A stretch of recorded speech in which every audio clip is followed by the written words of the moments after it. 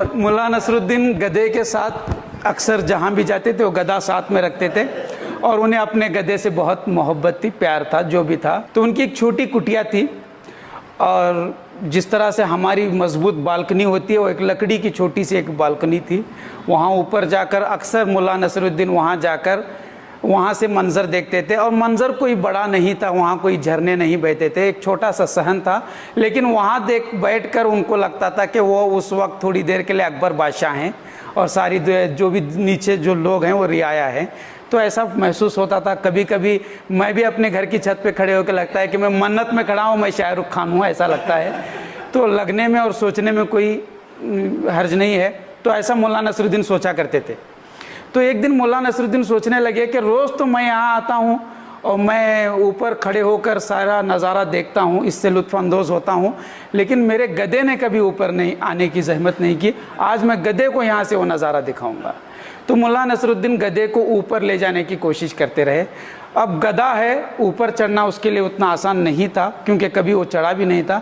लेकिन बड़ी कोशिशों के बाद मुल्ला नसरुद्दीन ने लात वगैरह मार के जो भी बन सकता था वो करके गधे को ऊपर वो बालकनी पर लेकर गए और वहाँ खड़े होकर कहने लगे कि देख दुनिया कितनी खूबसूरत है। तो गधा था, सर हिलाने लगा। मुल्ला नसरुद्दीन समझे कि गधा खुश हो गया है। अब थोड़ी देर हस्बे मामूल बैठने के बाद वो उतरना चाहते थे और गधे से कहा चल अब नीचे जाना है। तो गधा अब किसी की वहाँ से टस से मस होने के लिए तैयार नहीं है। तो मुल्ला नसरुद्दीन परेशान हुए, गधे को पीटने लगे, डंडे से मारे। तो जब डंडे से मारने लगे तो गधा भी बहक गया और ज़ोर से लातें मारने लगा। इतनी ज़ोर से लात मारने लगा कि वो जो बालकनी थी लकड़ी की वो टूट कर तीनों ज़मीन पर गिर गए, गधा, मुल्ला नसरुद्दीन और वो बालकनी। तो मुल्ला नसरुद्दीन के कमर में चोट आई थी। वो कमर पकड़ते हुए खड़े हुए और बोले कि क्या हुआ। फिर थोड़ी देर परेशानी से हटकर मुस्कुराए। एक अजीब सा लहजा था, एक अजीब सी मुस्कुराहट उन्होंने मुस्कुराते हुए कहा कि अब बात समझ में आ गई कि गधा गधा है, गधे को ऊंचाई पर नहीं बिठाया जा सकता।